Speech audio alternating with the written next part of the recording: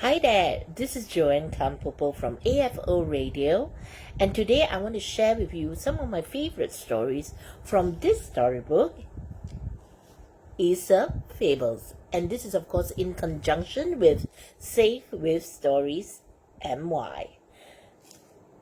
The Fox and the Crow. One fine afternoon, as the fox made his way through the trees, he looked up and saw a black raven sitting on a branch, holding tightly in her beak a lump of tasty-looking meat. Now the fox was feeling rather peckish, and the meat began to make his mouth water. But how to get hold of it was the question. After giving the matter some thought, the wily fox smiled and sweetly said to the bird, "Good afternoon, you magnificent bird." The bird looked at the fox suspiciously and held on tightly to her meat.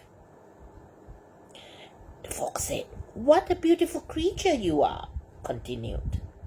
"Such graceful wings, such fine, glossy feathers. If only your voice was equal to your beauty, surely no other creature on earth could compare with you." Now, wooed by the fox's flattery and anxious to show him just how lovely her voice was, the crow instantly opened her mouth to sing. Of course, as soon as she opened her beak, she dropped the piece of meat, which fell straight into the mouth of the waiting fox. "You certainly have a voice," said the fox as he continued on his way. "But I'm not sure about your brain," said the fox to the crow.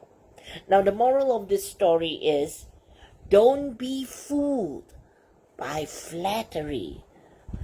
So, girls and boys, if someone come up to you to flatter you, and if they goes beyond the ordinary, watch out, be careful. Okay, now let's read another story from this book, and let's see where it lands us. All right. This one's called The Shepherd Boy. Look, that's the shepherd boy, and that is his sheep.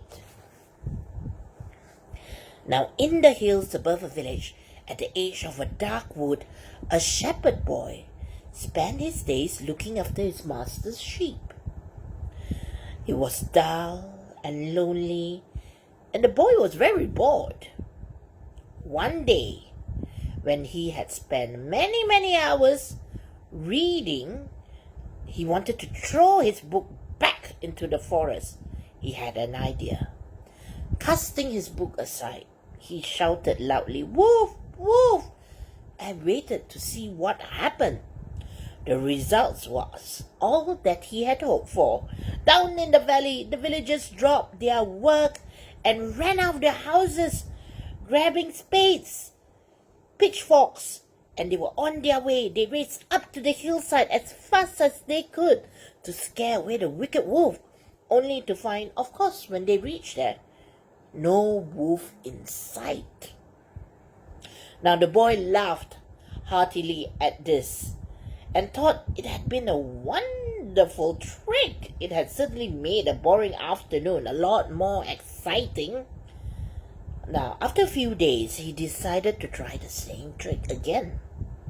And once again, after he shouted, "Wolf, wolf," everyone in the village, with pitchforks and clubs, all came up to the hillside to his aid to help the shepherd boy.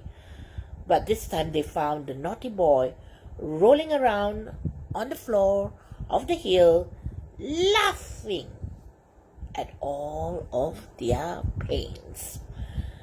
Now, not long after this, the boy was once again among his sheep when an actual real wolf did spring up the forest.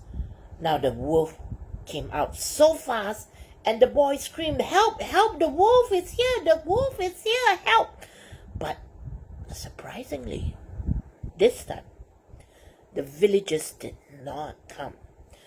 The villagers have been tricked too many times, and they weren't going to be falling for this again. Not one villager came to help the boy, and in the end, the poor little shepherd boy had no more sheep to look after. So girls and boys, the moral of this story is liars won't be believed even when they are telling the truth. So always remember, no matter what happens and no matter what outcome, you must always tell the truth. I hope you enjoyed that session from me. Bye.